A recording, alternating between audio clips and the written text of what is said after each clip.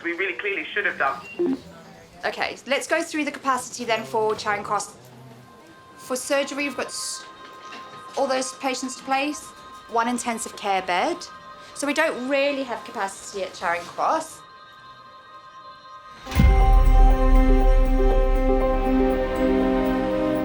Charing Cross is one of the 5 hospitals within Imperial Trust. It's a centre of excellence for neurosurgery and cancer treatment. Known for pioneering new technologies, it deals with some of the most complex and challenging surgery in the country. Demand for its services has never been higher.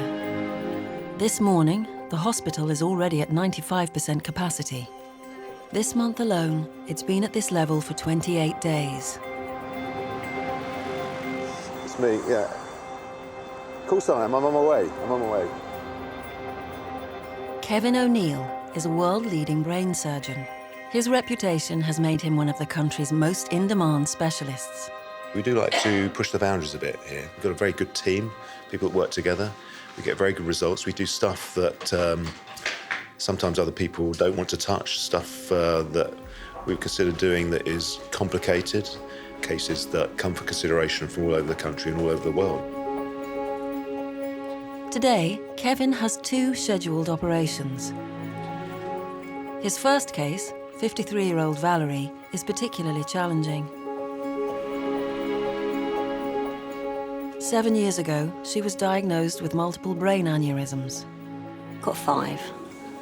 2 of them have already been operated on, had coiling, and this one has to be clipped, so they have to go through my head because where it is in my head.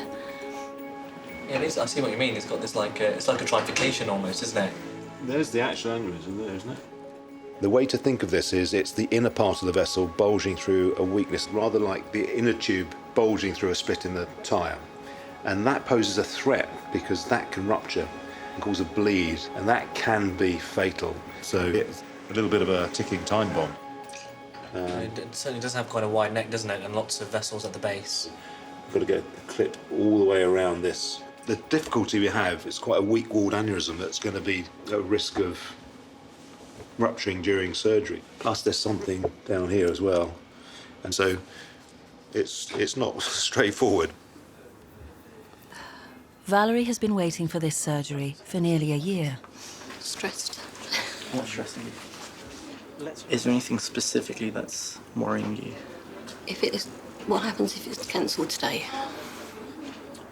I can't answer that because I don't think, as far as I know, it's not. And if it is cancelled, I think it's a discussion it's best had with Mr. O'Neill because he's the person who's doing the operation. I'm not going home. I understand. It's not easy. And I think it's very unlikely at the moment that we're going to face that. And I know we've said this in the past and there have been problems. Said it'd be done in January. 10 months on, 3 cancellations. So hopefully it'll happen today.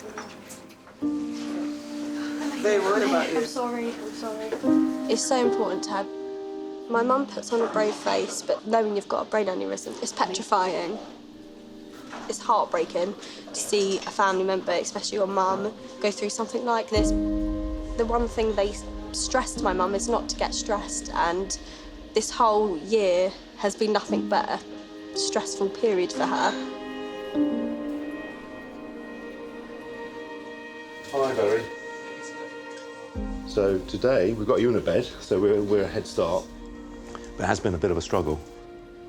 Okay. It's the 4th time I've been here. We feel your emotion. We feel your pain. So I don't think there's any way we're going to cancel you. I'm not going home, I've told them. You will have priority today. We will go ahead. We won't cancel your case. Even if we got bad issues today, we will really do everything possible. Okay. OK, so we better get cracking. Right, Larry. Any questions? Just get over it.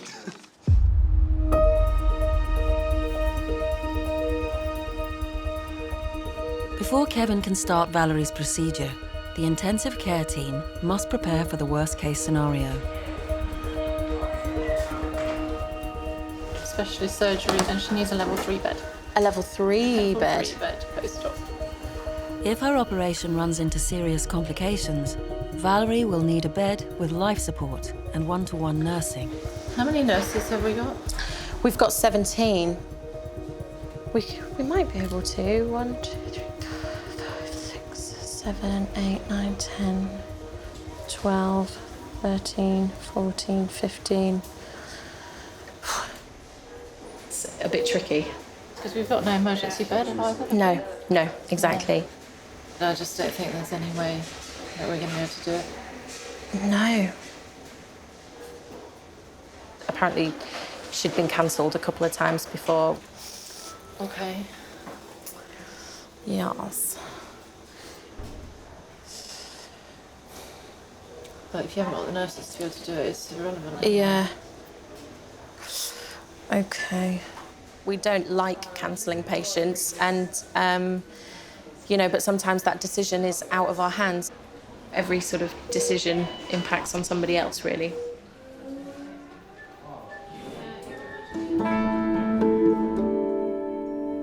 Availability of intensive care beds is constantly changing.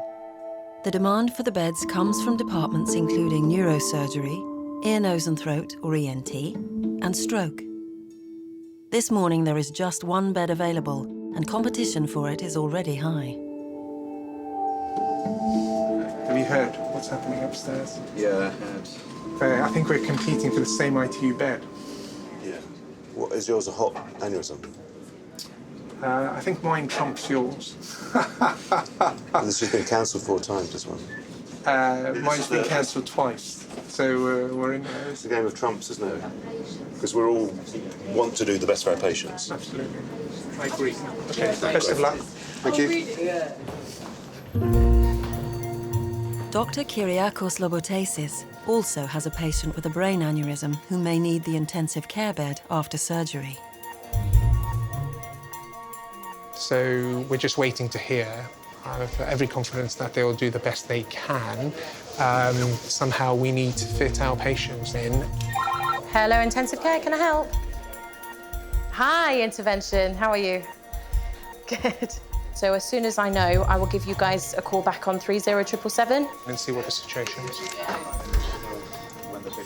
Hi, guys. Hi. Any news? Yeah. I spoke to Sister Nikki. Okay. Do you know She said I need to speak to Sarah Gordon. Got to create beds for this patient.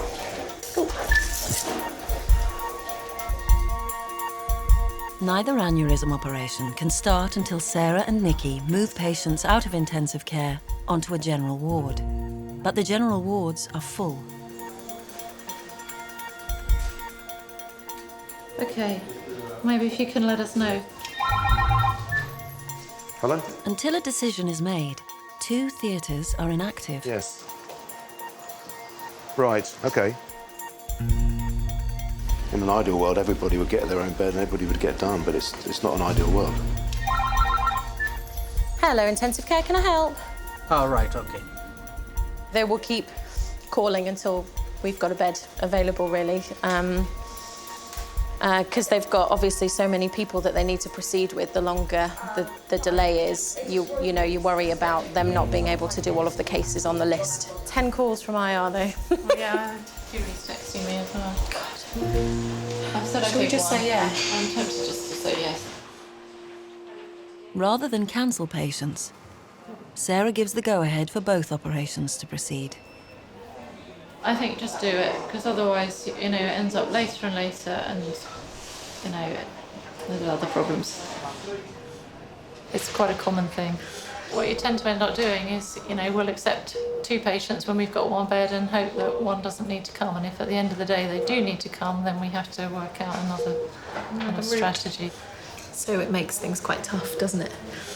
It's no fun at our end, but otherwise patients get cancelled. Valerie is called to theatre. It's the end of a year-long wait for her operation. They don't even know if they've got a bed for her after the operation, which is so worrying, because if she needs to go to ITU after, and they're saying that there isn't a bed available, who's going to look after her? Who's going to give her that one-to-one care that she needs? It's a big invasive operation that she's having done. It's scary, really is scary. It's a serious business. We do have many challenges. I mean, Mr. O'Neill, of course, is much more qualified than me to speak about these issues, you know, that NHS is facing. But yeah, it is very stressful for us as well. It's extremely stressful. Giulio Annichini from Italy came to London to train under Kevin. Giulio is basically my right-hand man. Suction. Excellent. Eccellente, Ambassador. What's good is that we can share the struggle. So everything's done. She's a lovely lady, isn't she? She's a very nice lady.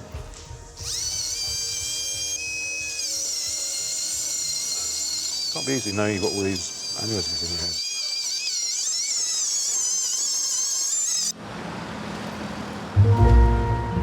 The number of elective operations performed at Imperial has grown 50% in 5 years.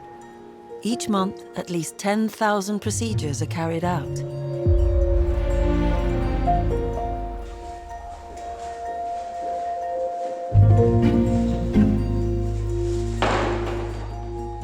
John is the second patient on Kevin's list today. For 2 years, he suffered from a spinal disorder which causes acute leg pain. Yeah, exactly. Yeah. Right, hang on. Where's that by the big one? His operation requires 4 hours theatre time. It can only start once Valerie's is safely completed. Yeah, exactly. I'm a patient man. The only reason I'm here is because of Kevin O'Neill. He certainly could not guarantee that the operation was going to take place today. However, he's very conscious the operation has been already cancelled once. So, we'll wait and see. The stats are just unbelievable.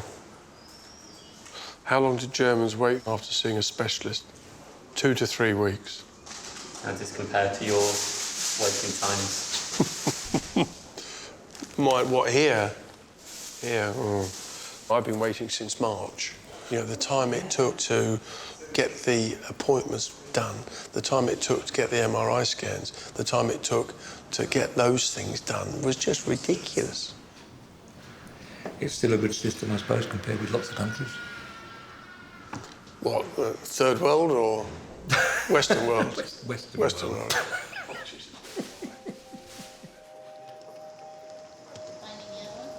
Looks very, very unstable. Don't worry about that.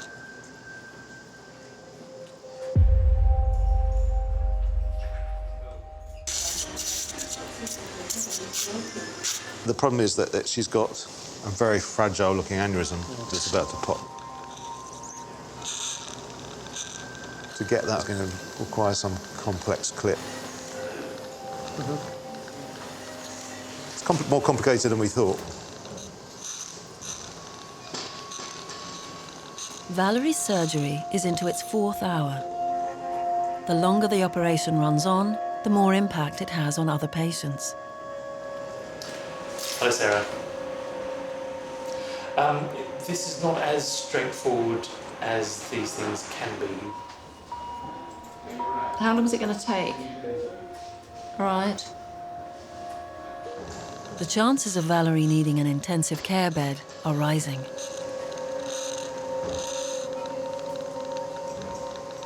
Put a clip across here.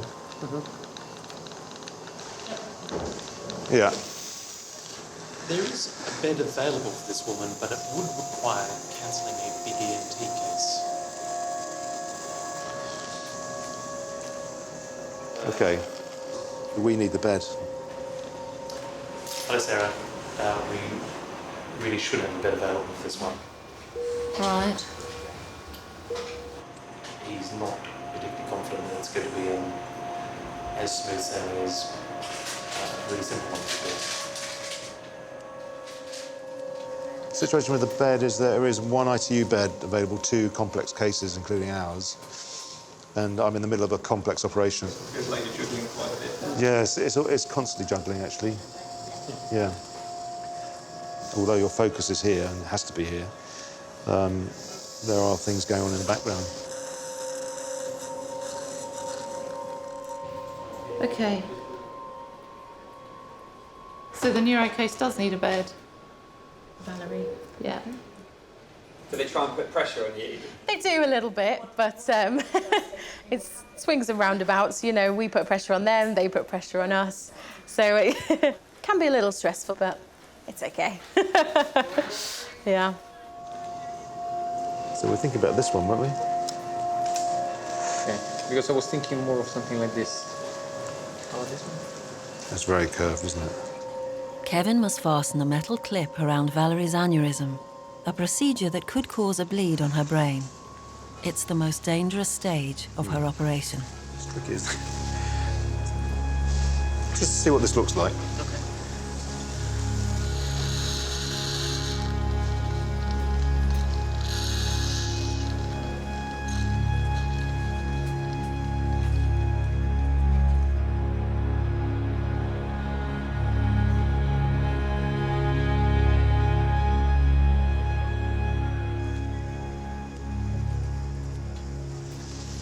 Aneurysm clipped. And the clip is all over, right across the neck. So it's right across the neck, you can see it. Yeah. Good. Everything is preserved. Perfect, very happy with that result. Very good.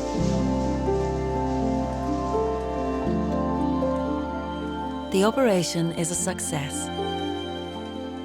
They don't want the bed for the clipping, no? Okay. We'll change again.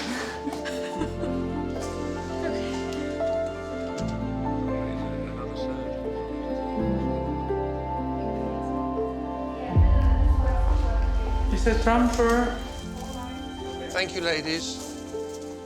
John has been waiting 9 hours for the operation to release trapped nerves in his back. So, decompression bilaterally here, and then extend the spaces down to here. After being cancelled once before, his operation will now go ahead. Everything under control.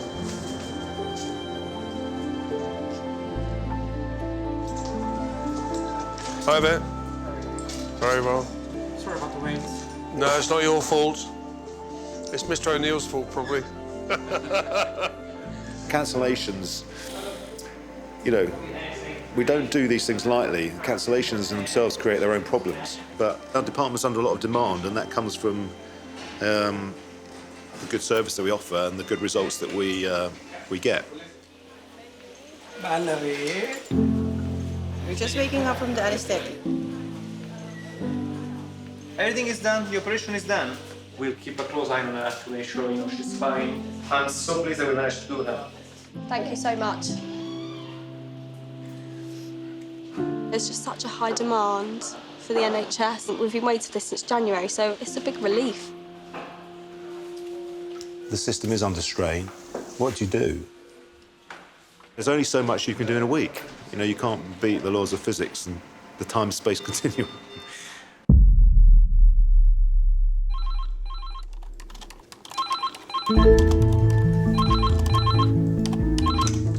Good afternoon, Neurosurgery. Yes. What I'll do is I've sent the letter out to you, so you'll get the letter instead. Demand on Kevin's neurosurgery department is especially high. It's increased by 1/3 in the past year. He has so many patients, it's never ending. What kind of numbers are we talking about? Easily over 500. So there is quite a long way. Many patients choose Imperial because of the reputation of its surgeons. We had to cancel a clinic today so he could do a theatre list, and he's doing a clinic tomorrow in his own time to see the patients because we don't have the capacity to move them elsewhere. Along with routine patients, Kevin also deals with emergency cases. Julia, have you seen Mr. Marston? We're going to see Mr. Masters now. I've seen him this morning. Isn't it? Today, he's concerned about the health of Phil, a crane driver. Yeah. Philip, so how's this arm feel? Is it quite weak? Yeah, it's very weak. Yeah. Very dead on my leg as well. And your leg as well. So when's the last time you were able to walk? Can you walk now or? No. No. Mr. Marston came to our brain tumour clinic about a week or two ago with a history of, well, you're falling over a bit, weren't you? And some weakness on the left side, which was discovered after attending his local casualty, and they did a scan. They found a brain tumour. It looks like a benign brain tumour, but it's right over the sensory motor cortex. But the only way to really deal with it is we have to get this thing out. So as he's been getting weak progressively over the last 4 or 5 days, we're going to move his surgery forward and try and do it urgently tomorrow. So I'm hoping this is just what we think it is, and that's the end of it.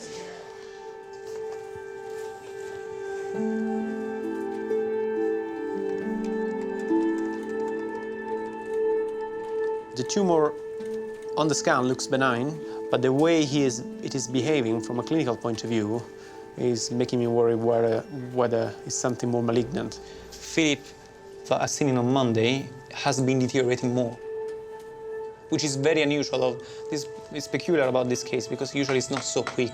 These are slow-growing lesions. Phil's fast-growing tumour has already reached 6 centimetres. There's a possibility it could be cancerous.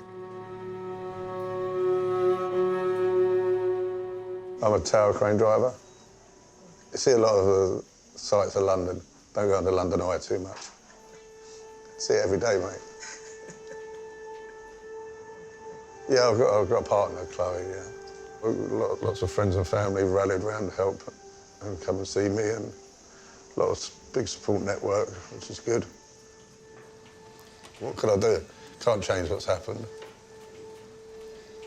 Well, hopefully he can. Phil is on the emergency operating list for tomorrow. We haven't got any choice. The sooner the better. That's the best course of action for him.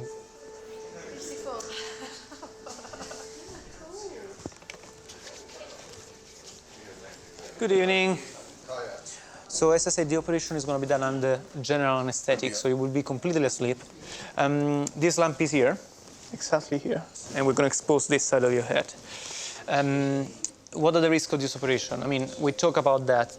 There is a risk of potentially life-threatening complications. These include a number of awful things, risk of coma and risk for neurological impairment, stroke, heart attack, even dying for the operation, I'm afraid, is one of the risks. I'm telling you because this is quite unpredictable. In some people, it just happen, and we don't know why. Yeah. But it's my duty to tell you that it's brain surgery, so sure, any of these are potentially possible. I understand that, yeah. Start messing about with it. So, no, is this happening tomorrow? Tomorrow. So I booked you for emergency theatre tomorrow. And so, what, just go down first thing in the morning, you think? Hopefully, yes. Hopefully. 8:30, something right, like that. Yeah.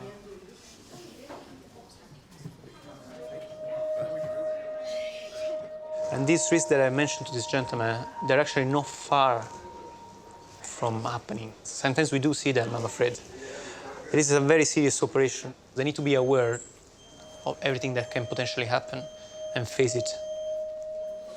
Some of these are quite... takes over a little bit and focuses when he tells you all that. Realisation, innit? Yeah, that's it. You could die. Thanks for that one.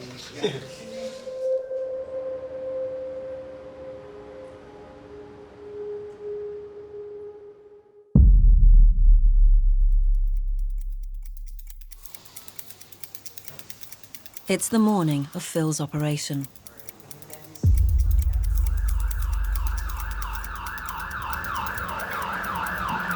"11 floors down, a man is admitted to A&E with a life-threatening bleed on the brain. Can you squeeze my hand?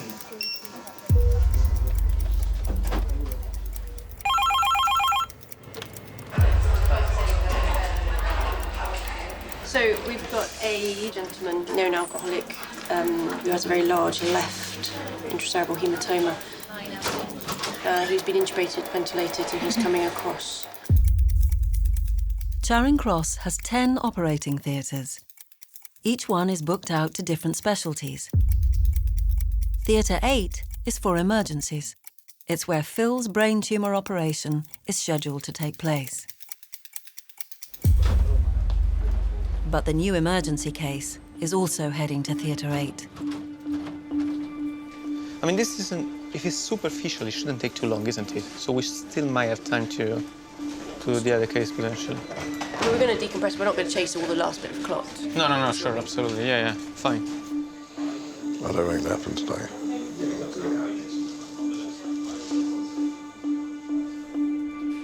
I mean, the hematoma is got as priority. Exactly. Yeah, okay. Yeah.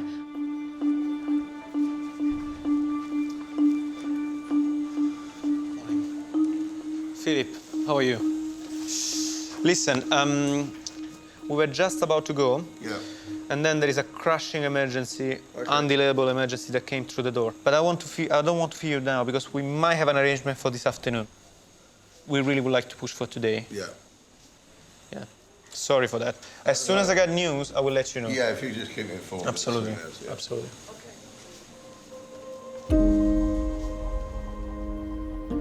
We need to do this chat today.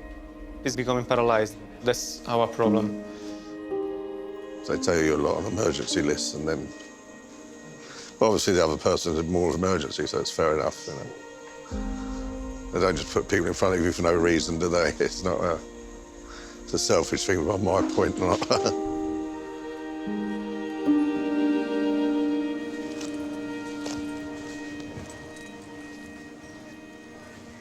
The surgery on Phil's brain tumour must wait.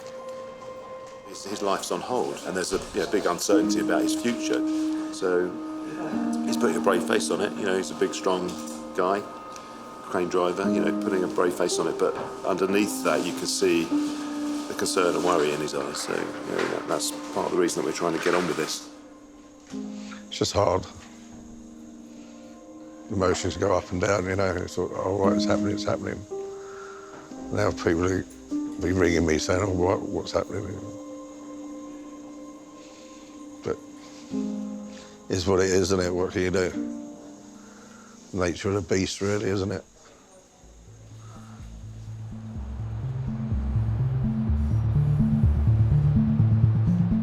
The government committed that NHS trusts must treat patients within 18 weeks of GP referral. At Imperial, 10,000 patients have been waiting for treatment for over 18 weeks. We found, because of administrative problems and our increased demand, we had more patients on the waiting list than we realised. 475 have waited for more than a year.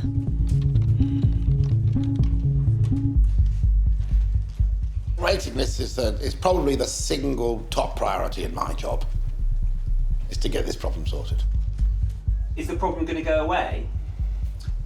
So we've got a plan to get back to meeting the government targets by next year. That priority is shared by the divisional director and the chief executive and the medical director, and we meet every week about it. So by the end of November, that 475, what will that number be down to?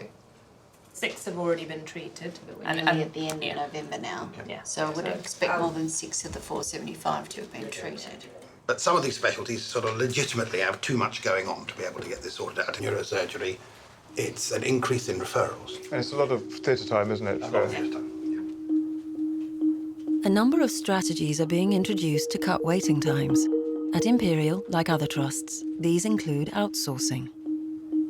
So outsourcing is when we take a small number of patients, usually the routine ones, not the very complicated operations, and we phone the patient and ask them if they'd be happy to have their operation done at a private hospital. And we do that if we don't have the capacity to treat them quickly enough within the government's 18-week target. They'll reckon that it'll take them 10 weeks, you see, from when we send them out, to see them in outpatients, arrange a date, do them in outpatients, discharge them. 10 weeks is a lot quicker than we do it. Really, a private provider? Yeah. From our point of view, it's a short-term solution because our waiting lists were longer than we'd realised and we needed to do something fairly quickly. Outsourcing team, yeah. So if you've ever got concerns, just give us a call. A dedicated outsourcing team is up and running. They are 2 weeks into the proposed 6-month programme. It should all go smoothly. So best of luck. I hope everything goes well and you'll hopefully hear from them very soon with your appointment.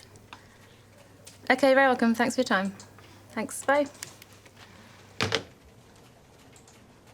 So far, 200 patients have agreed to be treated at private hospitals. Hi there. I understand that you're waiting for an appointment under neurosurgery, is that right? 9 months now, I think. The private providers have agreed to do this for the same price as the NHS pays. So it's financially neutral to the NHS.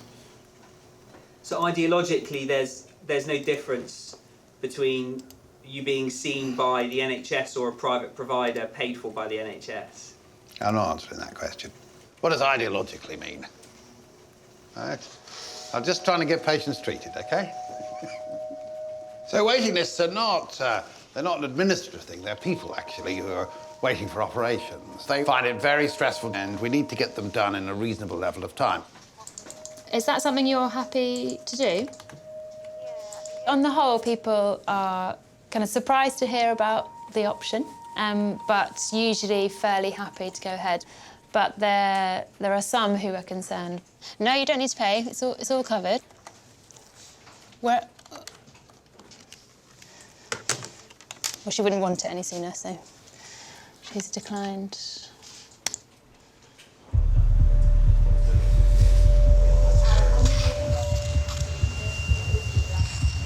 At Charing Cross Hospital, all 10 theatres are in use. It is now too late to start the operation on Phil's brain tumour. Quite frustrating when you're sitting around all day. You can't eat, you can't drink. From midnight last night, messes with your head a little bit because you're hoping to get in, and then you're not, and then you are, and then you're not. Kevin and Julio are not scheduled to operate again until after the weekend.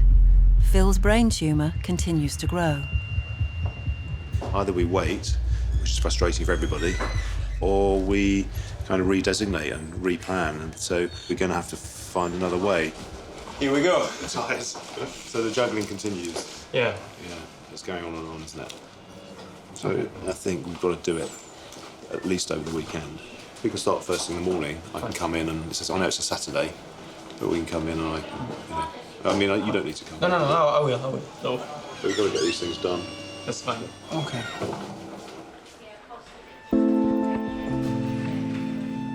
We are pretty much at 100% capacity, beyond actually. Ideally what you need is a bit of leeway to deal with the reaction of surges and demand and emergency care. We just haven't got that leeway.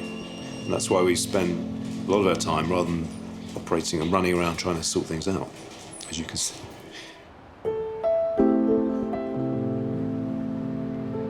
Four floors away from the pressure of theatres, a clinical trial is underway. That's very good.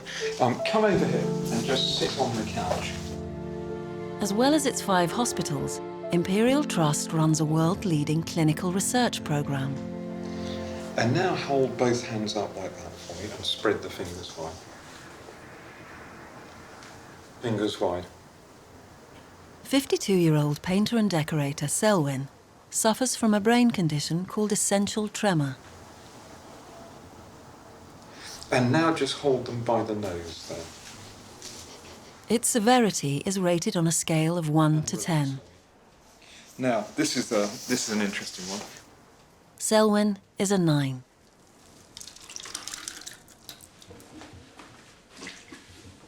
The tremor started about 20-odd years ago. I don't know really what it's something to do with in your head, in your brain. I'm right-handed, so the tremor's in my right hand, so it's been a bit difficult decorating. I've basically learned to use my left hand over the years. Now this is interesting. I'm going to get you to draw from that dot round the spiral, staying inside the lines. We're going to treat Selwyn in order to try and reduce the tremor in his right arm. The first time I actually saw non-invasive surgery, interestingly, was on Star Trek 30 years ago, performed by Dr. Zulu. Selwyn's tremor has worsened with age and is resistant to conventional treatment. I went through a load of procedures, tablets and all sorts, and they said the next course for me was just like a drilling into my head. I didn't fancy that one, but this one I'm well happy with it. If it works, it's brilliant. How it works is that An ultrasound beam, which is not powerful, as it's used, for example, to listen to babies in mothers' wombs, and therefore it doesn't damage the baby at all,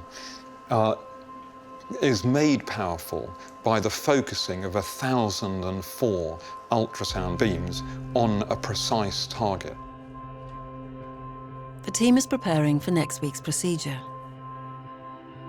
They will need a precise image of Selwyn's brain to map exactly where to focus the ultrasound beams.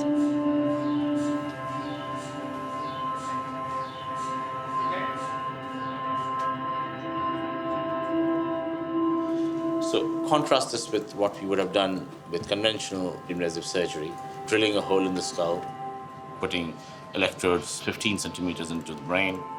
The risks are much reduced. And the good thing is this is just the beginning.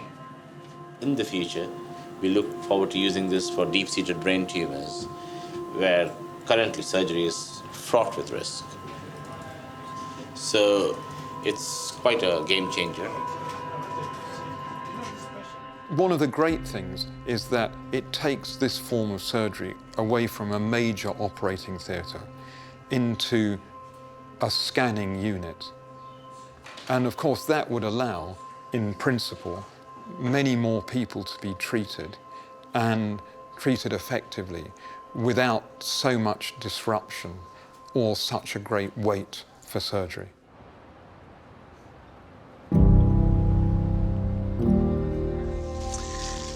You will tell me, okay? That's the deal.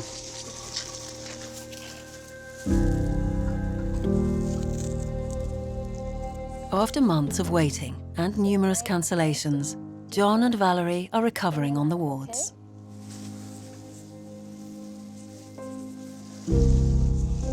Ask me, what do you want to know? How is the cut? Yeah, how big is it? Okay. It's in total like that, okay?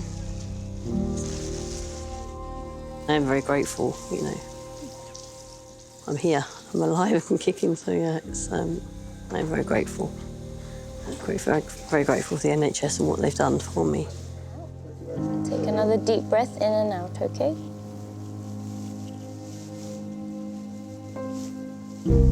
The thing which is noticeable, right, is that when you end up here in bed, it's brilliant.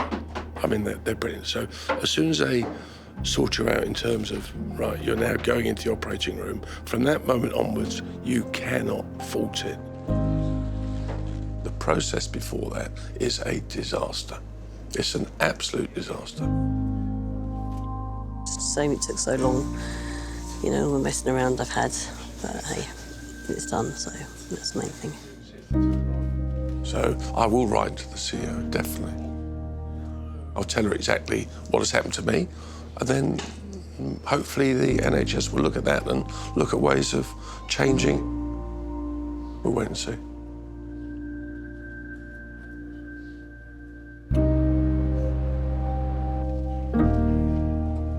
To deal with patient concerns, the Trust has a dedicated patient liaison team. Today they are at Kevin's weekly caseload meeting. This is one that the patient has made a formal complaint, but what we're trying to do is manage at a local level so that we can actually resolve it and the patient doesn't have to go through the formal complaints process. I do know the name. Thousands of patients are just coming back to me now. So, A man who needs spinal surgery has been waiting several months to see Kevin. I'd like to see him urgently. What are your Christmas plans? Because I can get him in December without overbooking. Don't have any plans at the moment. I'm just firefighting. So if you can, I'll stick him in, try and get him in before that. I just overbook him. Try and get him in before that. We need to discuss this business of outsourcing and stuff. We promise patient that they will get treated within 18 weeks. I think it's a dangerous route, really, to outsource, my personal opinion. Because it really disrupts continuity, you know. The question is whether they get a better... The bottom line is whether these patients... We're talking about... It's not like a product. I don't think it's healthy for the patient to go and have another operation by somebody who's never seen them before. You know, the patient you form a relationship with the patient, you create opinion, which may be different from another doctor. It's just the sheer number of patients that we have to get through. Yeah, that's true. What worries me is this thing about outsourcing. It's more of a kind of fudge than a fix. I mean, to a certain extent, there's a logic to it, you know, and you can see that it's a fairly quick and easy win for many parties. So, but the money, rather than being invested into the system, is going out of the system. It is a form of privatisation. At the moment, it's being passed off as using capacity elsewhere outside of the NHS, but why not build capacity inside the NHS, where we can maintain standards and we can maintain continuity, most importantly. That's my main concern.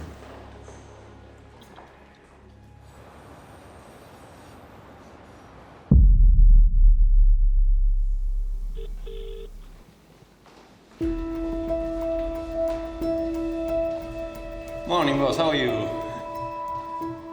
They're sending for our patient, just to let you know.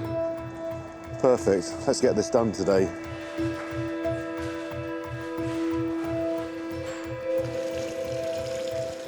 Kevin and Julio have come into work on a Saturday.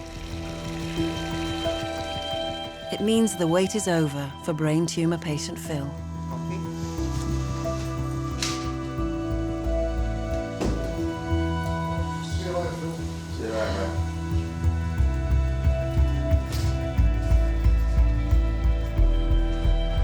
Well, this tumour is on the surface of the brain, which is why Phil has this weakness.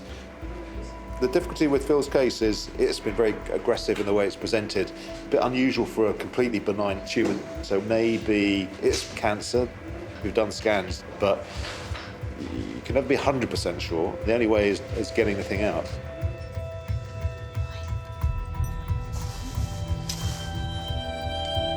Right, see you later. Right, good luck.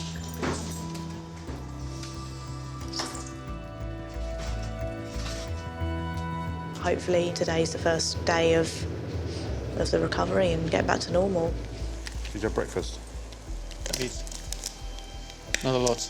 I think I had a coffee. Yeah, same here. Go on. Come this side, come this side, come this side. The first step is to remove part of Phil's skull to access the tumour. This is a crucial part. Tumour can often get stuck, integrated into the skull a little bit.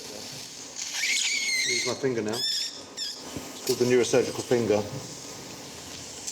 Big wash. You see how it's all stuck? There's remnants. So the tumour's actually invaded the bone there. Fresh swab. There's the tumour. It is blending with the brain at its edges, which is a bit worrying.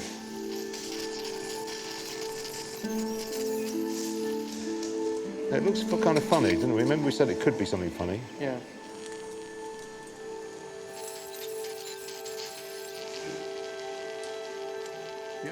The tumour will be sent to the pathology lab for analysis. Do you think it's malignant, Kevin? Could be. It's looking more like it. It's a good job we persevered in getting him done, isn't it? Looks all right. Looks all right. Sometimes it can bleed from the pinpoint, the skin.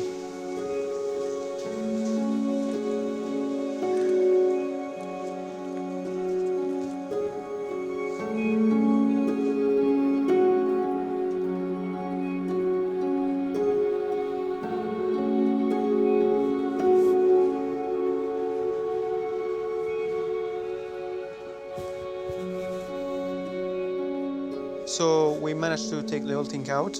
It should improve from the way it is now. I can't really tell you how much he's going to recover or if it's going to happen or not. Of course, we're going to keep an eye on him in the meantime. Okay. Thank you. Cheers.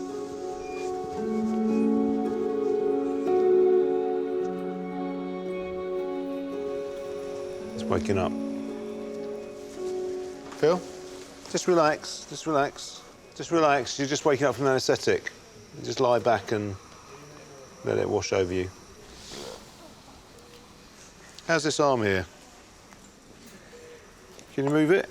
Oh, you can. Got a bit of tone in it. Can you feel me touch you? Yeah, good. Now the tumour is out, the pressure on Phil's brain is released. What about your toes? Can you wiggle your toes? Feel my toes. Feel my toes down. Excellent. Good. So, all the tumour's out? Yeah. Yeah, all the tumour's gone. When we approached it, it was just a little bit stuck and it looked like it was invading things. Overall, if that histology is good, then his prognosis is really good. It all really pins on what the nature of that tumour is. Hoping he's cured of this, and that's the end of the story.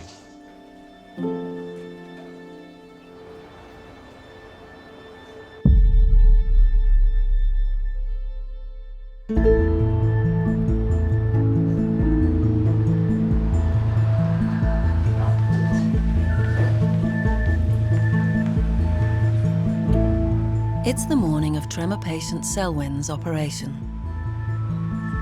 He's shaved his head in preparation for the procedure. It's strange. Didn't recognise him yesterday on the train. How are you feeling about it all? A bit anxious. I don't know how it's going to be after the operation. Hopefully, like I said, tremor-free and no side effects. Just don't know, do you?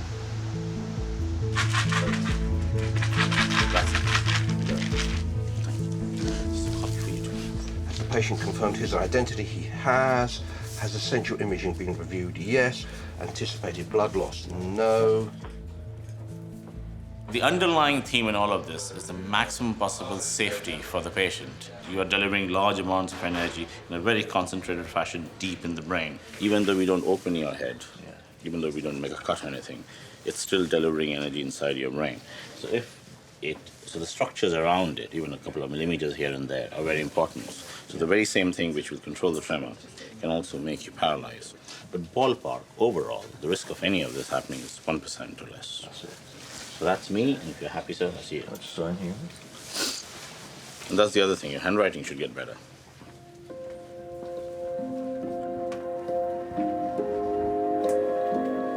A frame is bolted to Selwyn's skull to keep his head in place when the ultrasound beams are fired.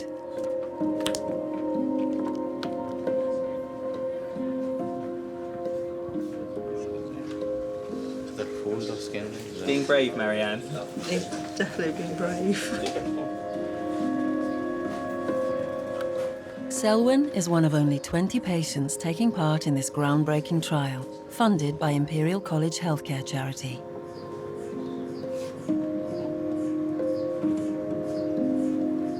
He will remain conscious throughout the procedure. This is a drawing of his spiral just now, laying in the scanner before we start operating, and you can see quite severe tremor. He could barely keep the pencil to the paper. We're starting with 150. 150, 10 seconds.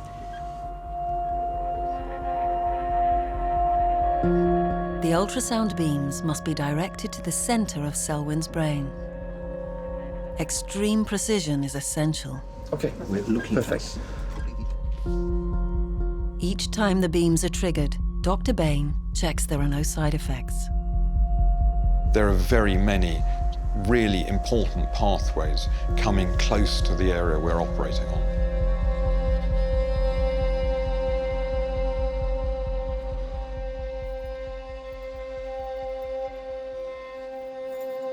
It's 3 days since crane driver Phil's brain tumour was removed. This final examination will reveal if it's cancerous. Samples of the tumour have been hardened in formaldehyde and then put through a variety of chemicals to the endpoint, which is the tumour being contained within blocks of paraffin wax. And very thin slices can be cut from that and then stained with dyes which will show the nuclei, the center of the cell in one color and the cytoplasm, the rest of the cell in another.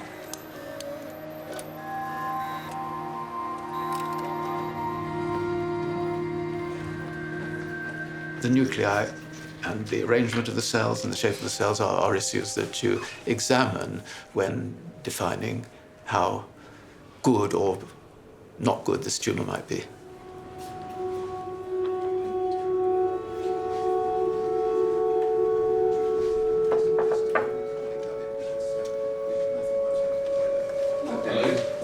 Let's have a look.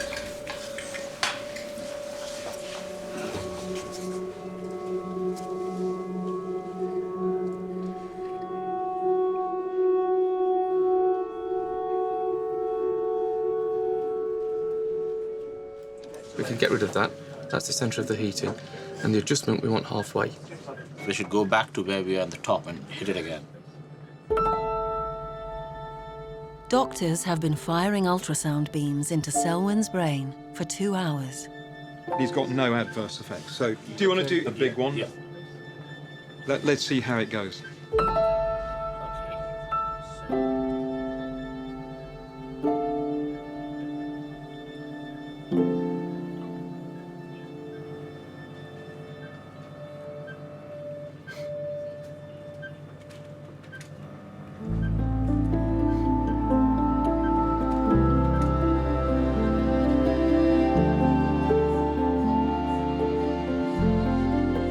The effects on Selwyn are visible and immediate. Yeah, so I think that's a pretty magnificent achievement. Should make a dramatic difference in quality of life using that hand. Yeah, this is really fantastic. Just like that? Yeah. It's absolutely amazing. Big smile on his face, yeah.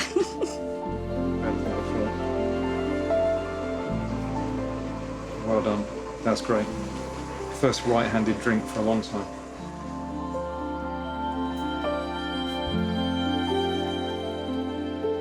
The team hope to make non-invasive surgery available to other patients like Selwyn.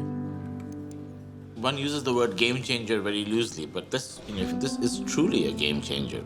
This is a much smarter way to use resources. It could become a day case procedure, so people could actually have their treatment and walk out and go home. So, given the full package, I would say this is almost a no-brainer for the National Health Service.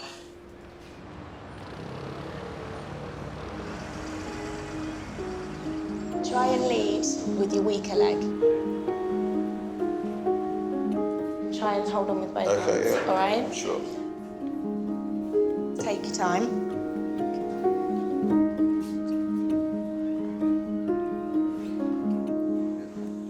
Kevin has the results on Phil's tumour. Pre and post-op, please. We're just going to go and see Mr. Marson. That's the tumour beforehand. I'm really happy for Phil because it is actually a benign tumour. It's not the cancer we thought it might be. There was a lot of worry that it might have been something sinister.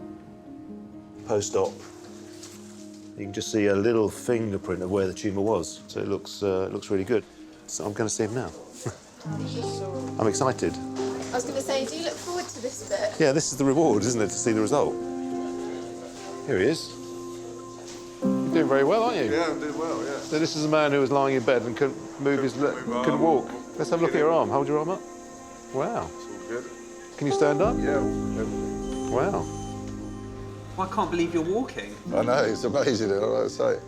We're getting better by the hour, it's been very good. So I think we'll probably be able to get you out soon, get you back home. Okay, cool. And we'll have an early follow-up. All done, all over and done with them. Going home today by the sounds of it, so that's all good news. You can jog down the pub now, can't you? Yeah, that'll be the plan. The drive to cut waiting lists goes on. The outsourcing of some imperial patients to private hospitals will continue until at least March. At the end of the day, despite all the problems, I still greatly believe that the NHS is a fantastic institution. It's something that this country is recognised for around the world. We still manage to get great results. See you later. Something that needs to be protected. Seeing people like Phil walk out when they couldn't walk in, it's what keeps me going. It's all worthwhile when you see that.